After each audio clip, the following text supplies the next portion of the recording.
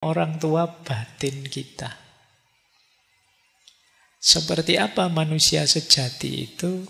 Yang akhlaknya baik.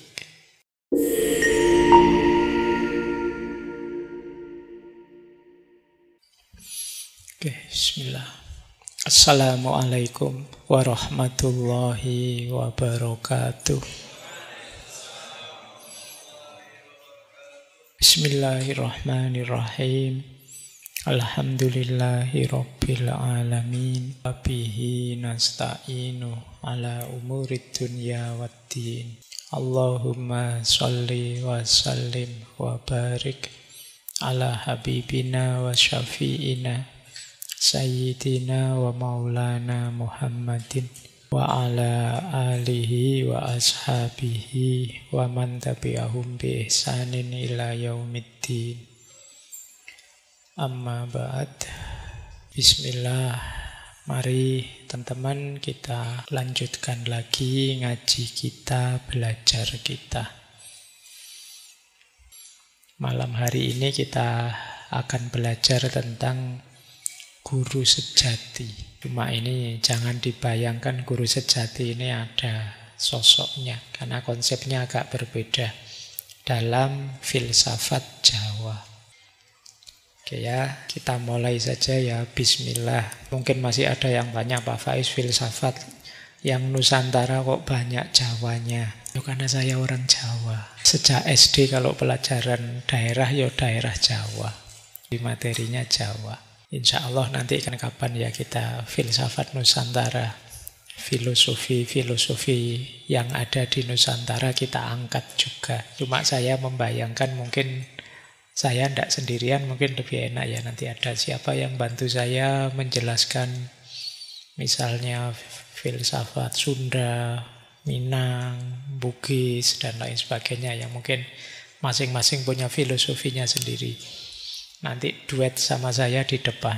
Iya, yo paling tidak ngajari saya tentang nomenklaturnya, cara membacanya, kan yo. Kalau filosofinya bisa, tapi kadang-kadang kalau bahasa itu kan lidahnya harus dilatih dulu. Mau sekedar bahasa Madura saja, saya itu 3 tahun di Jember, itu orang sana yo 90% ngomongnya bahasa Madura. Saya ngerti kalau ada orang ngomong bahasa Madura, tapi disuruh ngomong kok tidak bisa-bisa. Jadi mungkin latihan dialek dan lidahnya itu tidak sama. Karena itu mungkin kalau nanti ke filsafat yang lain mungkin bisa tandem lah ya. Yang siapa teman-teman di sini yang merasa bisa menjelaskan filosofi daerahnya, nanti saya dampingi. Saya jadi supporternya. Dan tidak harus saya terus di depan sini. Baik, kita mulai tentang guru sejati ini. Jadi jangan salah, budaya Jawa juga punya concern yang sangat kuat terhadap pendidikan. Kalau teman-teman masih ingat dulu pernah saya sampaikan, orang Jawa bahkan punya pandangan tentang levelnya ilmu. Jadi mereka itu punya konsep ilmu itu ada ilmu kanoman, ada ilmu kanuragan, ada ilmu kadonyan, ada ilmu kasepuhan, dan puncaknya adalah ilmu kasampurnan. Saya lupa di sesi yang mana saya menjelaskan itu. Apa bukan di sini ya? Jadi ilmu basic itu namanya ilmu kanoman. Ketika teman-teman belajar di sekolah-sekolah dasar, mungkin sampai SMP, ini ilmu kanoman. Ilmu kanoman itu ya belajar tentang dasar hidup. Jadi gimana bergaul dengan orang, kemudian unggul tata cara dan lain sebagainya, cara makan sehat dan lain sebagainya. Ini namanya ilmu kanoman untuk anak-anak usia-usia awal. Nanti naik satu level ada namanya ilmu kanuragan. Ilmu kanuragan ini makna letternya sebenarnya kemampuan fisik dan kesaktian kalau zaman dulu. Kalau zaman sekarang ilmu kanuragan itu mungkin dekat dengan keterampilan, skill yang harus kalian kuasai untuk hidup. Kemudian ada lagi ilmu Satu level di atasnya yaitu kadunyan. Kalau kadunyan ini cara hidup yang konkret, berkarir, bermasyarakat, itu ilmu kadunyan namanya. Nanti naik satu level ada ilmu kasepuhan. Ini sudah mulai masuk ke ranah spiritual. Jadi mungkin berhubungan dengan akhlak, dengan agama, dengan ibadah, kesolehan, dan lain sebagainya. Dan puncaknya adalah ilmu kasampurnan. Ini kalau di tasawuf ini nanti hubungannya dengan makom tertinggi, makrifat, dan lain sebagainya. Nah, saya tidak tahu. Kalau levelmu mungkin sekarang harusnya mungkin masuk kanuragan, ya masuk. Sik kuliah, belajar sesuai bidangmu masing-masing. Padahal materi kita malam hari ini ada yang bilang ini dekat dengan materi kasampurnan. Tidak apa-apa ya, dipakai sebagai rujukan referensi. Meskipun mungkin dalam beberapa aspek ini nanti relate, nyambung dengan kehidupan kita. Baik, itu ya. Coba kita lihat, sekarang kita masuk ke guru. Jadi orang Jawa punya beberapa kategori guru. Yang pertama guru rupa.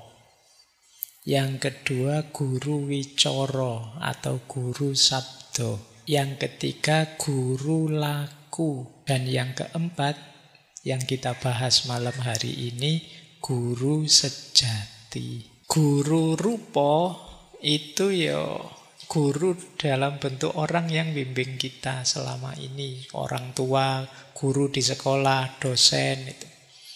Yang diajarkan ilmu lahir. Jadi materi untuk hidup di dunia ini. Jadi ada rupanya gurunya, makanya disebut guru rupa.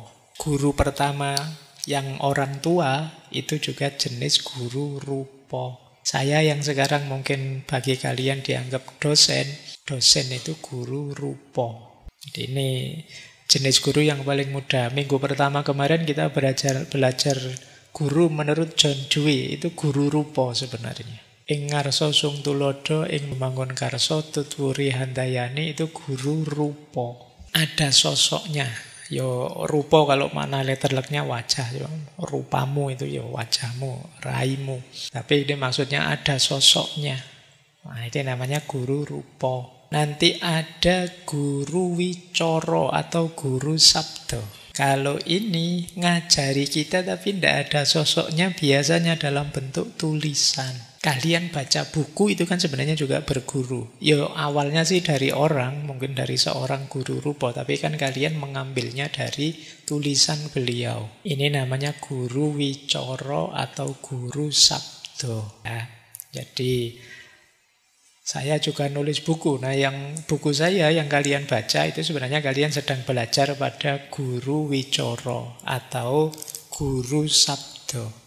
Dan orangnya tidak harus hadir secara fisik, tidak harus masih hidup. Yang ketiga ada guru laku. Nah, kalian kan sering bilang belajar dari pengalaman yuk. Nah, belajar dari pengalaman itu namanya guru laku.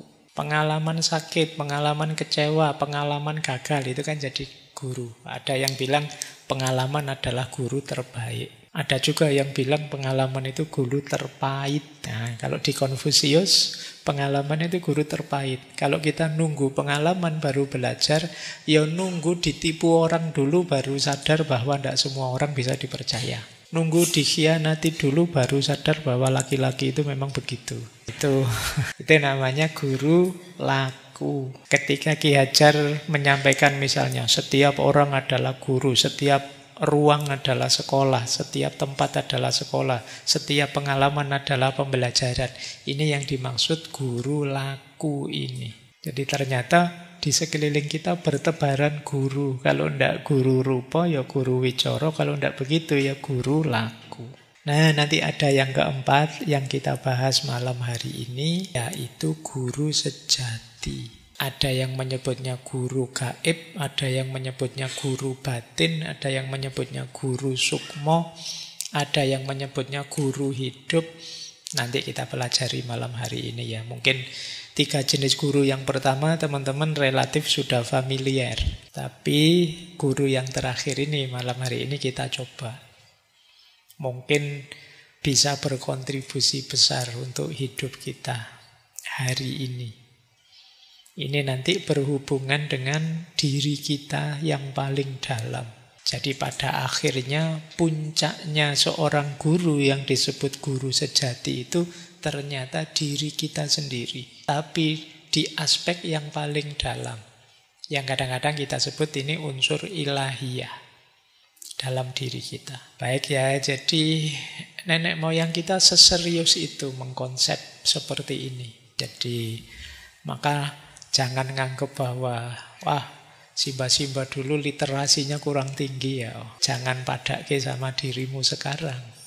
Mereka jauh lebih serius. Coba ya kita cek sedikit saja. Ini dulu pernah kita bahas Serat Wulang Leh Pakubuwono kaping sekawan.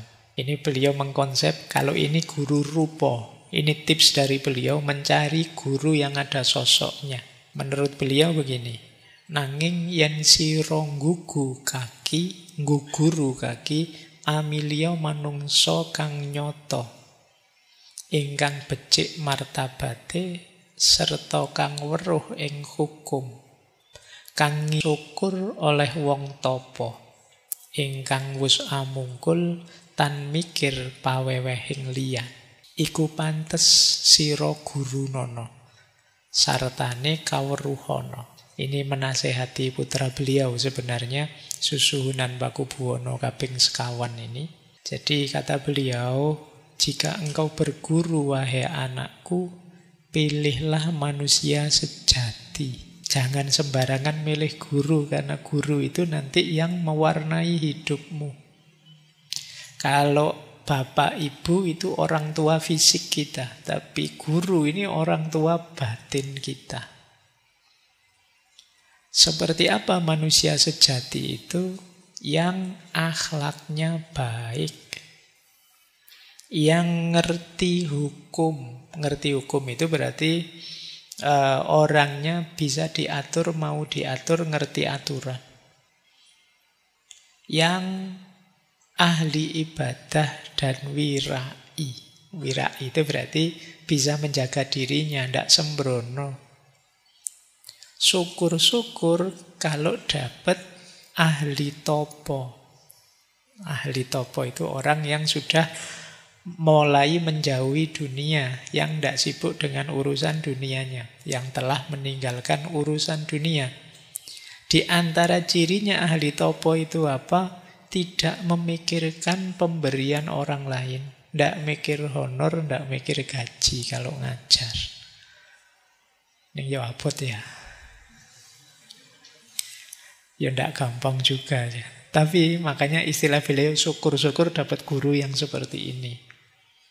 Jadi dia sudah tidak punya pamrih apapun selain ingin mengajar, mentransfer ilmunya, berbagi kearifan dengan kalian.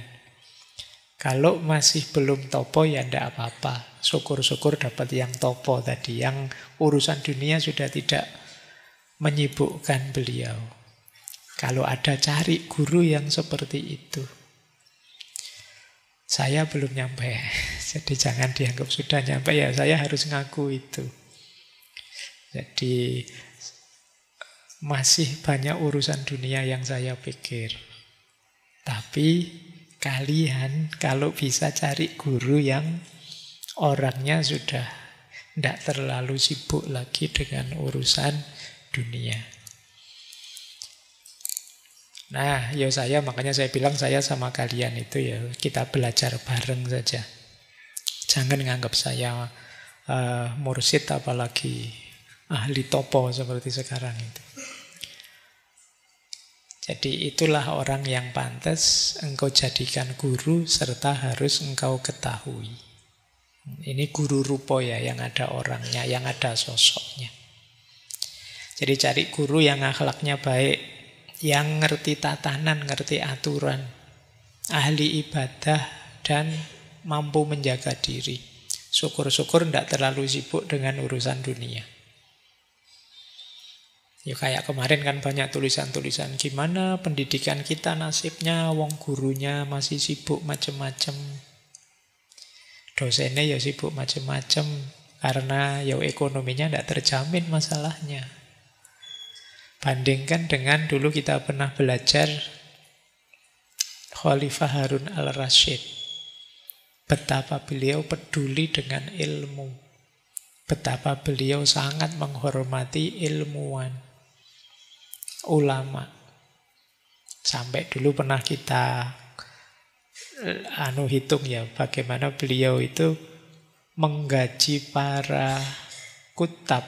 Jadi menggaji para guru di kutab-kutab. Kutab itu ya tempatnya anak-anak belajar. Mungkin kalau sekarang TPA itu sekian ratus dinar. Dinar itu uang emas.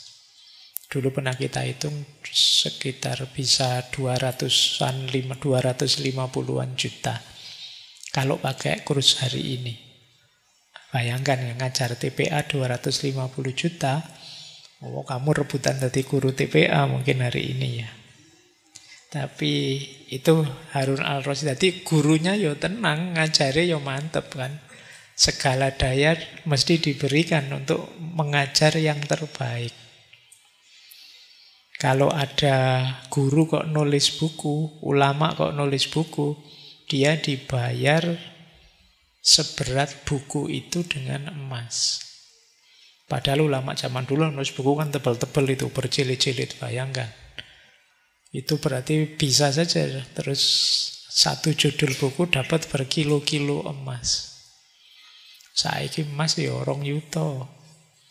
Berkilo-kilo emas, wah gitu kan. Seneng ya bayangke zaman dulu tapi.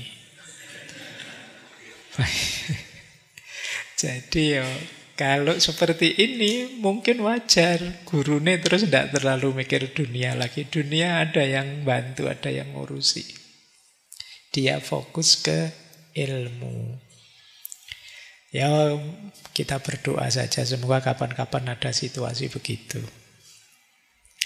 Baik, kita lanjutkan. Kita mulai ke guru sejati. Jadi guru sejati itu sebenarnya sisi dalam diri kita.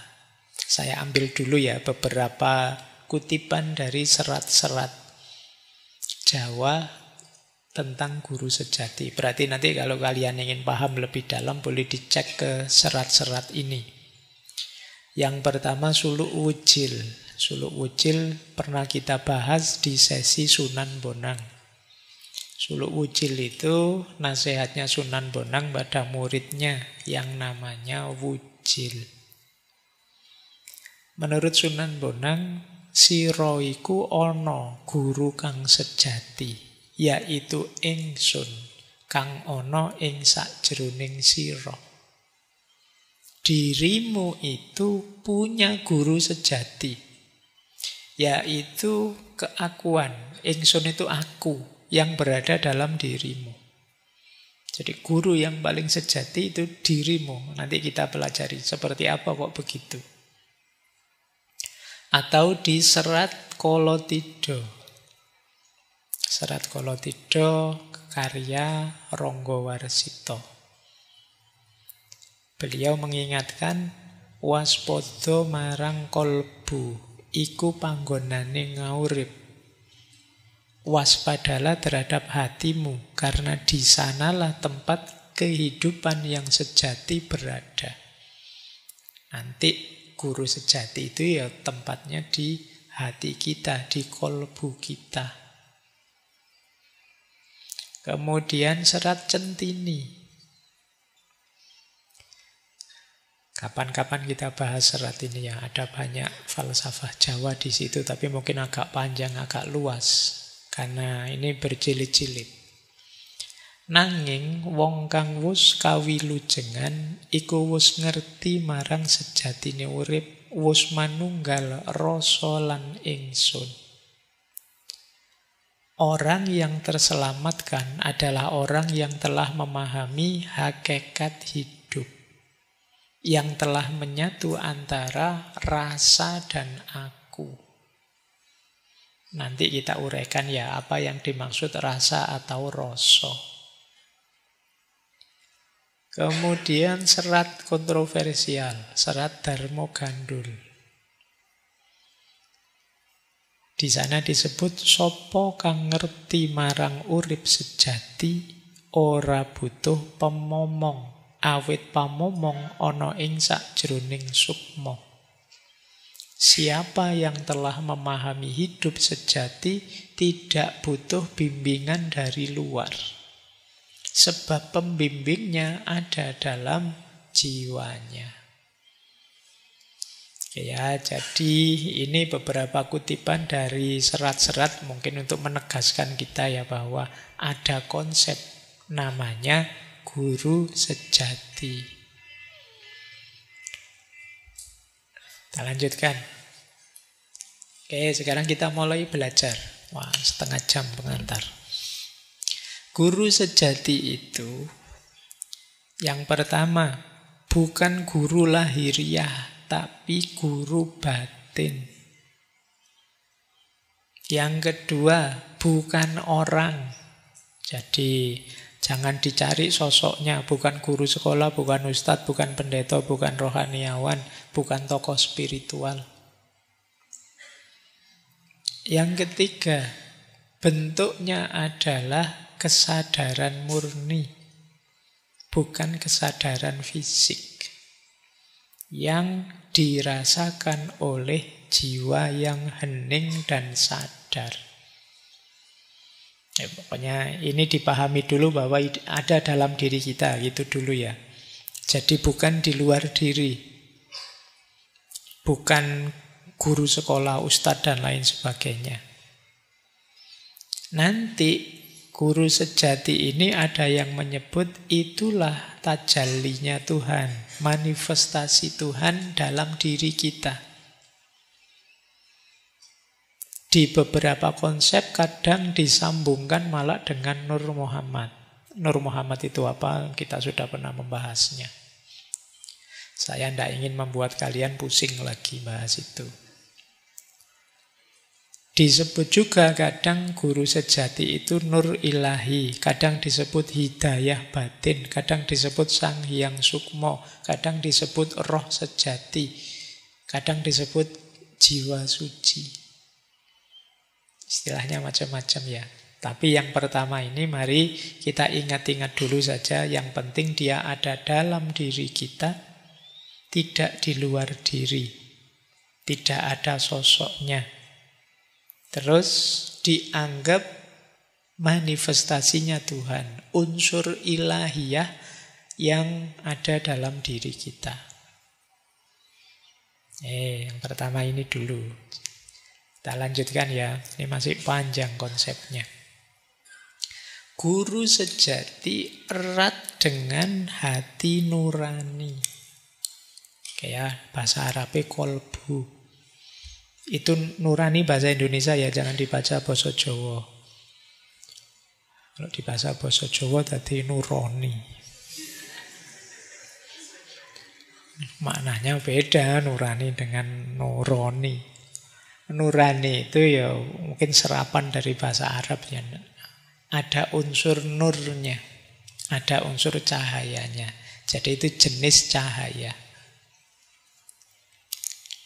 Jadi hati nurani itu suara batin terdalam. Jadi intinya itu kan hati nurani yang sering nuntun kita. Sering diidentifikasi hati nurani itu suara lembut, suara halus dari dalam diri kita. Dia tidak memaksa, tapi kita sulit menolaknya. Itu suara hati nurani. Jadi misalnya gini, ngaji ndak ya malam hari ini? Rasanya kok tidur lebih enak. Tapi kok kalau ndak ngaji gimana? Wong ada waktu, ndak ada halangan apa-apa. Keinginanmu, dorongan dari dalam dirimu, mbok ngaji saja lebih baik. Ndak ngaji ndak enak loh. Meskipun nyaman tapi kan ndak baik. Lebih baik kan ngaji. Itu suara hati nurani. Jadi yang berfatwa hatimu. Itulah hati nurani, ada di dalam diri. Ketika melakukan salah, kamu was-was, tidak enak. Itu juga hati nurani. Misalnya, Kamu dititipi temanmu absen misalnya. Yalah, duniamu kan tidak jauh-jauh dari situ. Jadi dititipi temanmu absen. Yo, mau ndak dituruti ki wong konco. Dituruti itu kok rasanya ada rasa bersalah. Itu hati nuranimu yang menggugat. Apa boleh kayak gini? Bukankah ini curang? Itu sebenarnya suara hati. Jadi ada orang bilang sepanjang kalian masih punya rasa bersalah, itu kemungkinan hatimu masih hidup. Tapi kalau kamu sudah tidak punya rasa bersalah, ya kemungkinan hatimu sudah mati. Salah okeh tapi tidak sadar-sadar. Nganggap dirinya benar saja. Jangan-jangan hati nuranimu mati. Tidak bisa jadi kompas dirimu. Di situ saya jelaskan hati nurani itu semacam kompas batin yang mengarahkan kita, kalau dia jernih, mengarahkan kita pada kebenaran. Yang sering terjadi hati nurani ini keruh, tertutupi oleh macam-macam. Ambisi lah, nafsu lah, sehingga tidak jernih. Kamu salah tidak sadar, atau tidak mau sadar. Dibilangin yang benar, yang lurus-lurus, kamu tidak mau patuh. Nah itu lama-lama hati nuranimu bisa mati. Kan terus kita kalau menyebut orang sangat jahat itu kan kita terus sebut, itu hatinya sudah mati orang itu. Nah, dia tidak punya hati. Kok sekejam itu, kok sesadis itu. Berarti kompas batinnya, suara hatinya sudah tidak menunjukkan lagi ke yang benar. Hubungannya apa dengan guru sejati tadi? Hati nurani adalah channelnya, salurannya guru sejati. Lah kok bisa tadi hati tidak nyaman ketika melakukan salah, menyuruhmu ke arah yang baik-baik saja? Karena dia memantulkan cahaya ilahi. Wallahul muwaffiq, wallahu a'lamu bissawab. Wassalamualaikum warahmatullahi wabarakatuh.